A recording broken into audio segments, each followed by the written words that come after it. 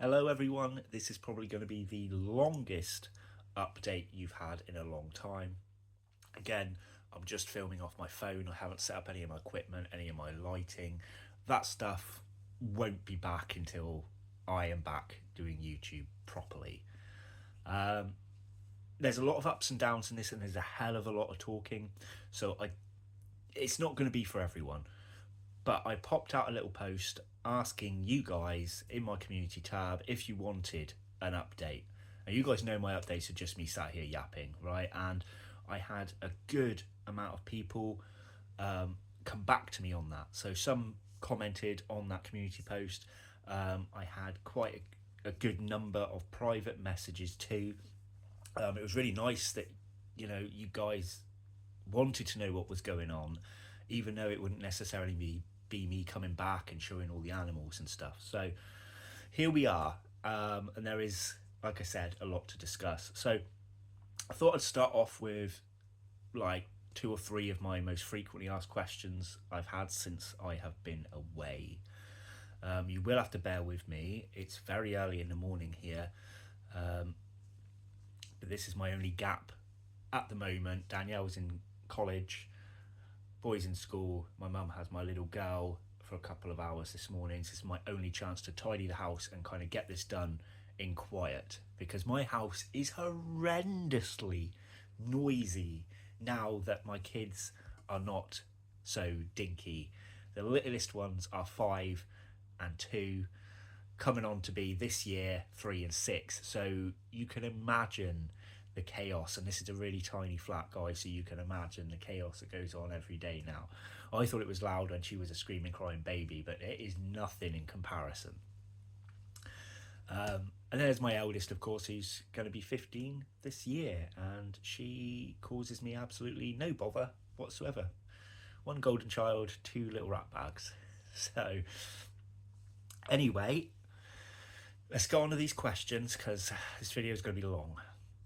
So the first one I wanted to address is what happened to all things creepy crawly. It's not gone. It's just that all I've done is little updates on my phone. I don't edit these either, so there'll be me stumbling on words, probably me pausing, trying to think of what to say. I don't edit anything that I do just in an update video off my phone. When I am back using my actual camera, this and the intro, all of that will come back. The other one is the most common one, is when will I return? So I've got them written down over here. When will I return? I'm not going to answer that here. You will work that out for yourselves as we go along, or at least understand why I cannot give you a definitive answer on that. There is more going on now than when I first came away from YouTube. Life is chaos. It's not just busy, it is utter chaos. So we'll go through that in a bit. And the last one I wrote down from going back through messages was, well, it's 2 in 1. Do I still keep the inverts, and what do I keep? So yeah, I do. I have a considerably small collection in comparison before. So I have 10 tarantulas. I'm not in my animal section at the minute. Let's see if I can remember just off the top of my head what I have. See, let's count together. So I have, for brachypelmas, I have a Hamori, a Classy, Amelia, Auratum. Not sure if there's any more brackies there. We have a Darlingi, decent size female Darlingi. We have a Phomopelma moderatum. We have curly hair, the Ometepe variant of curly hair. We have dark colour form OBT. That's leaving 2 more. 2 guys have been left out here, and I can't remember which ones they are off the top of my head. Oh, I feel really guilty now. I don't know. I've failed. If it comes back to my head, I'll let you know. We keep 3 different species of desert scorpion. We've got the blonde desert hairy, and we've got two other species. And we keep a few species of cockroach. So I've sold off most of my peppered roaches now. they were the ones that were in the Forest of Pestilence tank, and I grew from the, what was it, 5 or 10 or something that I had at the time to over 200. So that tank did fabulously well. Excuse me. I keep some Lucia hermetica, glow spot roaches. I keep Gynocaphorum, and I keep the, not the peppered roach, but the other one that hasn't been fully identified taxonomically yet. Very, very similar in appearance. And then there's a few bits and bobs like blue veined death beetles, some darkling beetles. I was actually gifted some of the cool darkling chunky ones that came out recently from Creepy and Crawley UK. I actually went to visit them with Beth at their shop in Chard. So shout out to those guys. Thank you for the gifts. And if you want to go and see an actual bug shop, not just the live inverts, but toys and things too. And you've got his sister there who also does like t-shirt printing and things like that. So go and check those guys out. They're very lovely people. We had a really nice time just hanging in their shop all day. And that's pretty much all I've got, I think, at the moment. I do have a couple of stick insect species as well. Again, that is something that I want to bring back into here. But there is a specific reason that I just have a couple of species. And the main reason for that, and here's the part where there's going to be a hell of a lot more talking, and it's not all going to be happy and lovely news. So, but I want to be real with everyone here. I want to be honest and real. And just have a sip of my tea, and I got the most inappropriate cup this morning. I just grabbed one. I was tired. Didn't think about the fact that I was going to be doing this video. So if you've got little ones that can read, just turn their face away when I'm having a drink, will you? Because it's not even mine. It's not even mine, but I'm thirsty. So yeah, one of the reasons I got a couple of species was so that I'm forced to go out and get their food. My mental and physical state have been taking a really big hit. So, best way to explain this, let's go on to what happened physically with me. I'm a bit of a doctor's anomaly at the moment, and I'm only going to explain this to you because if any of you know anything in the medical world and can drop me some hints or guesses of a diagnosis, would be fantastic. I've got some guesses, but we don't fully know what's wrong. So, back in September last year, I originally just had strange feelings. I had odd chest flutters, whether that was anxiety or something, I don't know, but I ended up with tendonitis, a golfer's elbow. So this arm, I had pain that would radiate up here and into my fingertips. As time went on, I just ignored it, carried on working. Then I started getting pains in my neck, pains in my shoulders, and I started getting stomach issues as well. So my whole body was just going mental. Now this started healing up.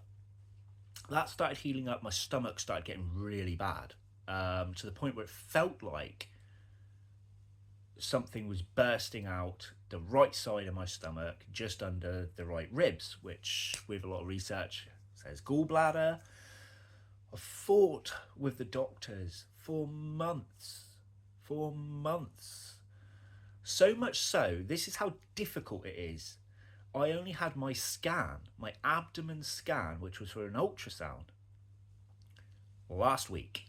So we're going back from September, I started getting issues, right? Last week I had my abdomen scan. This is how bloody ridiculous it has been for me, right? But rewind a bit from the stomach scan. I changed my entire diet. I went gluten-free. I went dairy-free. I take various supplements. I have a much lower fat diet. I eat pretty damn healthy now. I have a lot of different vegetables in my diet now. I do still have meat, but it's not like all just processed meat and all the rubbish you can get before. And being gluten-free, it really narrows my choices of food.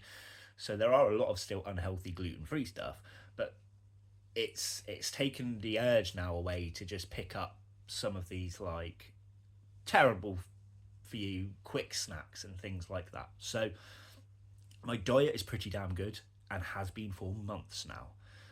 Stomach did improve. It has improved. It's not better, but it has improved. But remember, this is going on from September, right? You'd think, and the diet change was pretty sharpish. So it's been a long, long time that I have been gluten free, dairy free, and eating better and having my supplements. So, in terms of that, there's certain things I can't eat. Salad cream, for example. I used to be able to eat salad cream. I can't eat salad cream now. I get real pain if I eat salad cream. And certain other foods. I can't eat lamb. I think we tried just a little bit of lamb one day. I had a small piece like this. It's in agony. But going back, there were a lot of things that I couldn't eat then that I can now. Like, I couldn't eat almost anything. I couldn't even eat potatoes, right? I could not eat chips. I couldn't eat boiled potatoes. I couldn't eat anything. I can eat potatoes now. It's been really, really odd as to what was going on with my stomach. Then things changed again. This is still going back a few months ago, so still rewound. So we've had the stomach issues, we've had the arm heal. Started getting real issues with my shoulders. Neck started healing. Started getting real issues with my shoulders and real issues with my chest. Now, when I say chest, I don't mean my breathing. I mean chest pains that just felt wrong. They don't feel like my heart, but obviously because it is your chest, it's scary. And I was starting getting pains here. Now, I know what you're thinking. That is terrifying, right? But they come and they go. And because they were coming and going for months, it was just really, really odd. And the doctors, I didn't go to an A&E department. I know I probably should have, but I didn't.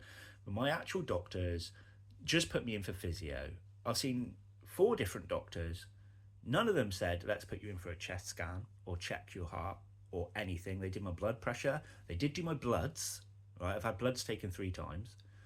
And they just put me into physio. I also tried to explain to my physio that I was a little bit scared for my chest. Is there anything I can do? Can we push for a chest x-ray? Blah, blah, blah. No, it just didn't happen. They don't care, right? I have another physio appointment in 2 days, and I'm going to ask the same again because I still don't have my answer for that. So in my physio, my shoulders are bowed forwards a lot, and I think that's from where I had the stomach issues for so long. I was like that, and when I was raised like that. So I was walking around a lot like this. And it got to a point where I couldn't carry things anymore. And this is one of the reasons I didn't go to A&E as well, is because I had weakness in my chest, but it felt like my actual bones or my muscle, right? I couldn't even lift a kettle at one stage. It got that bad. I couldn't, anything heavier than like a bag of sugar, I couldn't lift it. And this went on for ages, to the point where I had to stop working. I still got my job, but I've been off sick for months now. Now, I've been working on myself every single day, okay, of doing my exercises I've got to do. I'm doing posture correction. I'm doing breathing techniques. Obviously, my better diet. All sorts of things. Massages. I've had all sorts, right? And things have improved, but not gone away. So my shoulders are looser now. They're looser. The arm pains are a lot rarer now. But the chest weakness has improved because I actually have to work out now and I can lift again, right? It's taken me all that time till now, it's May, to be able to lift again. But I still get a pain, and it's right here. So your sternum is here. So this is your sternum, and then it goes off to your ribs. I get one quite here. Sometimes it moves on to the right as well. It's another reason why I'm hoping it's nothing to do with my heart. But it's quite often here. But if I put in a lot of pressure, it dulls the pain. So what they think I have, and from my own research too, is something called costochondritis, which is basically your cartilage is inflamed, but I don't know if inflamed is the right word because it doesn't show up on inflammatory markers in your blood. So that's a bit weird and a bit annoying, right? I've had inflammatory markers done, fine, right? And it is actually linked with something to do with your spine. It's a long story to go into. I'm not going to go into all of that. And that would explain a lot. It would explain a lot, but I'm still fighting to make sure that that is what I have. If I can get, I've had the stomach scan, if I could get up here checked, and that is a-okay, I know that I do have costochondritis, and I will just have to keep working on getting better from that. So all in all, health has improved, but it's taken a long time, and I'm not there yet, and that's really frustrating. Yeah, it's not cool. So I've been destroyed physically. The mental side of having this, it brought back anxiety for me. It brought back panic attacks and things, although they're improving again now. I go on daily walks as well. So exercise is not, wasn't scrapped out through all of this. While I was off work, even when I was in pain, I went for daily walks just so that my body was moving. So I feel like I did everything that I could. I feel like it's the health system that's let me down in not just checking me out properly, and that is frustrating. So if anyone gets any more ideas, let me know. So this pain is right by between the sternum and the rib, just as it's coming along. But I'm not quite sure if it's muscular or rib, cartilage, or something in behind. I have no idea. And for those that say heartburn, yes, I started getting heartburn when I started getting stomach issues. I do take omeprazole for that, and this particular pain is not heartburn. So that we can rule that one out. That's just one of the ongoing issues that I've had there, and that's why, as I said, I got the stick and set food. It forces me to have these walks to collect their food. So, yes. I am supposed to be returning to work next month. I don't get any more money really anymore. And obviously I've improved a lot.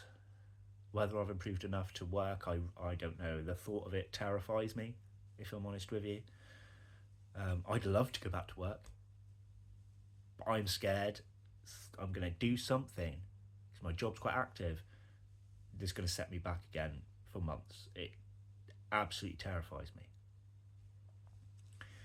So yeah, I've been battling through that for a long time. If you want the results of my stomach scan, they're fine. I have a cyst on a kidney. It's small, and apparently a lot of people have them and don't know they even have them. So it's not one for cause of concern. And I do have a little bit of damage on my liver, a little bit of scarring on my liver. I can't think of the correct medical term. And they said it's small, it's nothing to worry about, it shouldn't be causing you any pain. It will probably be from a past infection that my body's had to fight off. And I did have a really bad illness at Christmas time, really bad, which I think might have set me back. Maybe I had COVID or something, I don't know. But whatever I had at Christmas was god awful. So there's what I've been going through in terms of that, and the stress levels that brings. You might have thought, well, Sam, you've been at home for months. Why haven't you done any videos? Well, that is why. I know I seem chirpy right now, but there are days where I'm laid flat out on the floor. Just laid on the floor for hours and hours and hours. I also don't sleep properly. Stress levels are just insane. So I just couldn't physically film. I couldn't even lift the equipment for a good few months, for starters. Like, setting up a tripod would have took me ages. Where else are we going with this? So we've had all of that. In positive news, I've got my wedding coming up in a few weeks. So that's in the middle of June, 14th of June. Any of my YouTube friends who know me very well, you are welcome to come to the wedding reception. We have space at the wedding reception. So drop me a message if I haven't spoke to you already about it. If you want to come down to Plymouth and celebrate with me, you are more than likely more than welcome. So I've had wedding planning to do as well, and trying to be positive about a wedding when you're in so much pain and discomfort has been hard. I get a lot of brain fog as well since all this. Whether that's related to the anxiety that it comes with feeling unwell, I don't know. There was a stage where I was constantly dropping things as well, and I thought I was getting a weakness in my hand, but I don't think it was. I think it's just my body is stressed to hell, because on good days that's not happening as much. So I don't know. So yeah, I've got the wedding to do, which should be something wonderful, positive, happy. But planning it has been so difficult for me because I'm forgetting things. I'm trying to work out money that's been obviously taken away from me because I haven't worked for so long. Um, and it's just been something beautiful has just become something hard. And it's not the stress of general wedding planning. I'm pretty good with like that. I'm quite an organized guy when it comes to things like that. I'm not stressed about planning it. I'm stressed about it wanting it to be a wonderful day, especially for my partner. And there's me not able to put in what I wanted to it in the planning stages, in the final touch stages. I'm doing my best, but it's not enough for me about myself. I don't know if I'm just putting myself down or I don't know. So that's coming up. And then things kind of took a hit for the south very recently. I'm not going to go into major details on this one, although I believe in being very real with you guys. It's very fresh, so it's very difficult. But for the last 5-6 weeks, my dad's been very unwell in hospital, and it's got to the stage. I'm just going to say it quickly. It's got to the stage where treatment has now stopped, and it's just him being made comfortable, and he's going to go very soon. He might have already gone last night, for all I know. I haven't had my call yet today. Could be today, could be tomorrow, but it's going to be very, very soon, and I'm going to cut straight off from that because it's not something I'm really comfortable right now. I'm still trying to get to terms with that, and I can't. So we're going to leave that there. But as you can see, the reason I can't give you the answers to my return is life's kicked me in the bollocks. Sorry for my young audiences hearing that, but it really has. You know, I've always been a busy guy. I've had work taken away from me. I've always been someone who was quite organised, and my brain fog has taken that away from me. I have in constant concern that there's something serious wrong with me, and that's still a possibility. There's all of that all happening, the pressure of going back to work and the risk of going so far backwards because I've come so far. You know, for me to now, like, I just went and put the washing in the washing machine. Do you know how good it feels just that I can carry just a bag for life? Right, I do have a laundry basket, but because I had so much washing built up, I just filled one of these, which makes a perfect amount to fit in the washing machine. Just to be able to lift that bag of washing feels amazing because it was only a few months ago that I could not do that. So it is positive that things are getting better, but since September, how many months is that, guys? That's a long time. It's May. September, October, November, December, plus the 5 months of this month. That's 8 months. 8 months of not knowing what's wrong with me, not being able to do things. I lost so much love and passion for everything as well. It's really, really took its toll on me. But I'm fortunate enough to have some really good friends around. And we don't hang out much, but they're at the other end of the phone, and that's really, really helpful. People that I can message, people that stayed in touch. I did distance myself from a lot of people for a long time, and that's starting to change now. So thank you for those that have reached out. Even those that have just done it maybe once since I've been off, it does mean the world to me. And if I don't reply right away, I'm just having a bad day. And I will get back to anyone that I might have missed. But yeah, so there is your update. I'm sorry it wasn't all like happy and jolly, and I'll sit here and moaned for 25 minutes. But like I said, I wanted to be honest with you guys as to what the hell is going on. Now, here's what I will say. If I get better, and I mean find out that I don't have anything serious wrong with me, like serious, as in life-threatening serious, and I get better and I get back on track, I will celebrate by coming back to YouTube. I can tell you that now. Because I've missed it all. I don't even know if I know how to edit anymore. Right, I don't even know if I know how to do film angles and lighting anymore. It's been so long. But if I can get better, then I will come back. I can't promise that it will be weekly again, straight away.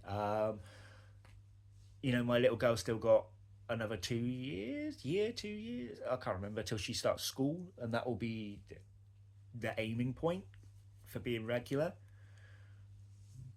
But obviously, if I end up taking a turn more the opposite way and things start getting bad, my health again, I'm not going to be able to do videos for you. So it's all going to be touch and go. But as I said, I've improved so much from what I was. I'm just not where I need to be yet. But we will celebrate together. You know, if I can get healthy, get back to work and have my life back, I will celebrate by returning to YouTube and rebuilding the collection of animals that I've missed so dearly. So, yeah. I am going to leave it there now, ladies and gentlemen. You've had me for nearly half an hour moaning. But there you go. That's everything. So, thank you very much for those that watched this to the end. You're absolutely incredible troopers. Thank you to those that have reached out and asked how I am, when I'm coming back, those questions. Thank you to everyone who has stuck by me, even after years of being away from YouTube. You guys are absolute saints. You really are. It means the world to me that you're still there. So we're going to leave it there. Thanks everyone. Take care.